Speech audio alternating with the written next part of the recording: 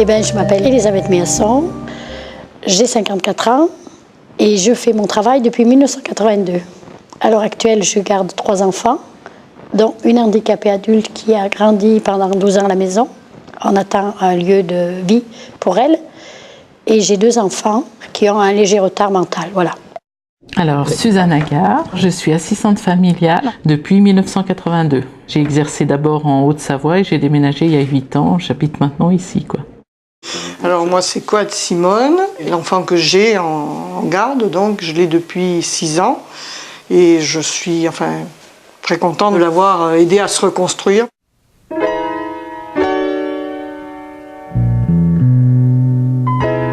Parce que j'ai toujours aimé m'occuper d'enfants.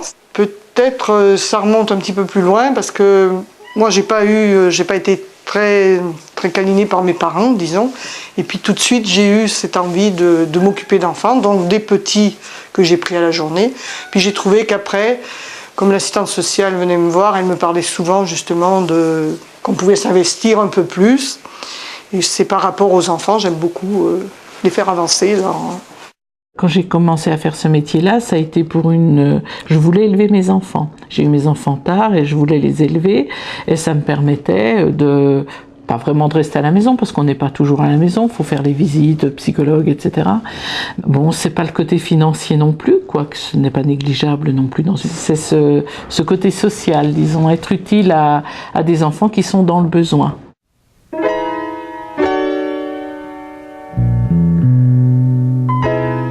Est-ce qu'on peut dire suppléer aux parents défaillants et acheminer ses enfants vers du mieux? C'est un peu une action sociale, vous voyez, que je le vois comme ça. On vous amène quelqu'un qui a besoin d'aide, c'est une aide déjà. Si vous n'avez pas déjà cette option de départ là, pour aider, je ne pense pas que ça marche. C'est un rôle éducatif qu'on a, avant tout.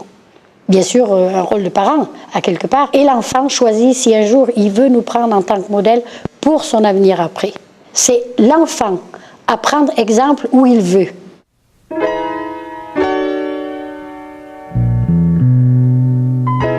J'ai accueilli plus de 24 ou 25 enfants à la maison. Donc pour des durées longues ou courtes. Mais longues ou courtes, j'ai été à tous les mariages, à tous les baptêmes, avec les parents. Personnellement, je me suis beaucoup enrichie au contact de ces enfants. Par ailleurs, c'est vrai que j'en ai eu beaucoup. Et j'ai eu la chance et la malchance, on va dire, d'avoir des enfants qui sont restés très longtemps à la maison.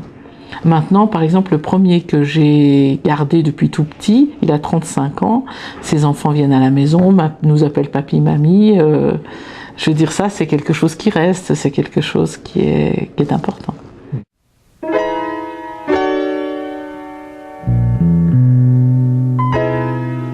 La disponibilité, être sincère quand même avec eux, quand même une force de caractère aussi, on va dire, pour pouvoir faire face aux différentes choses que vous rencontrez, et aimer aussi les enfants. Alors pour moi, les qualités indispensables sont l'écoute, la patience et l'observation. Il faut toujours penser qu'on a un rôle éducatif. Autrement, il faut avoir quand même certaines qualités humaines.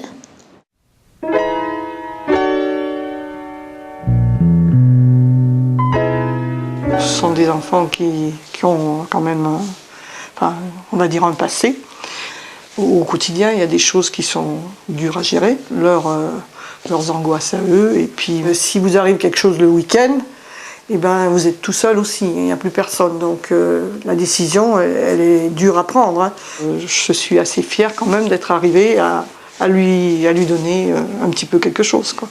Alors, je dirais que la difficulté principale, c'est qu'on est complètement imbrigué au niveau de notre famille dans la vie professionnelle. C'est-à-dire qu'il n'y a pas de différence. Les enfants sont accueillis dans notre famille avec nos enfants, notre mari. Ils font partie de notre vie complètement.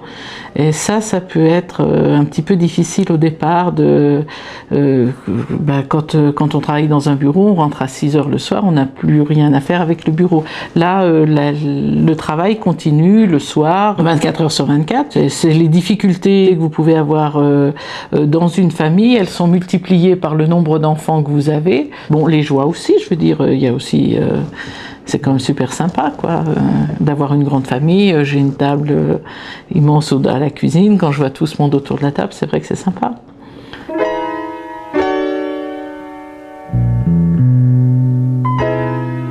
J'ai des bonnes relations avec l'assistante sociale qui me suit, mais c'est vrai que quand on a un problème un peu plus grave, on voit la personne qui est au-dessus, et là, je dirais que c'est un peu moins accessible. Pour moi, tous les rapports ont été excellents. Chaque fois que j'ai eu un problème, quelque chose que je n'arrivais pas à résoudre, j'ai toujours eu une écoute. Si ce n'est pas l'assistante sociale de secteur, parce qu'elle n'était pas présente là, ce jour-là, j'ai toujours eu quelqu'un qui m'a aidé, qui m'a soutenu. Jamais je n'ai été lâchée par quiconque.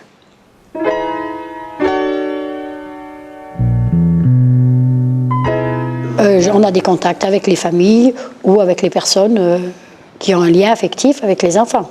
Mais c'est tout à fait normal. Il faut toujours avoir cette optique qu'on n'est jamais leurs parents, qu'on est là pour les aider à un moment donné. On ne remplacera jamais les parents. Les parents, c'est les parents. Et on leur doit le respect. Voilà. Bon, il ne faut pas faire abstraction des parents non plus, ça ne devient pas nos enfants, il faut toujours garder bien ça en mémoire, même si ce sont des enfants qui ont des parents qui ne sont pas très présents, malgré tout, ils ont des parents.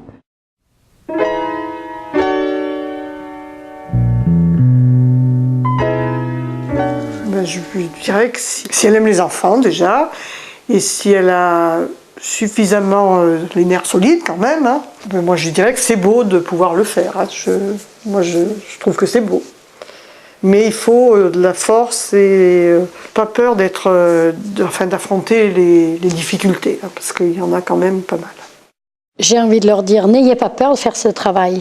Si vous avez envie de travailler, d'aider des enfants, n'ayez pas peur de faire ce travail.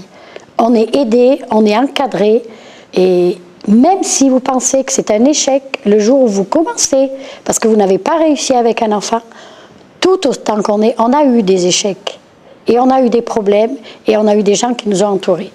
C'est un métier passionnant. On voit vraiment passer des enfants différents, on rencontre des gens différents. C'est très enrichissant pour le reste de la famille. Ça nous permet d'être meilleurs, mais je crois qu'au niveau investissement personnel et puis enrichissement personnel, c'est vraiment un métier super.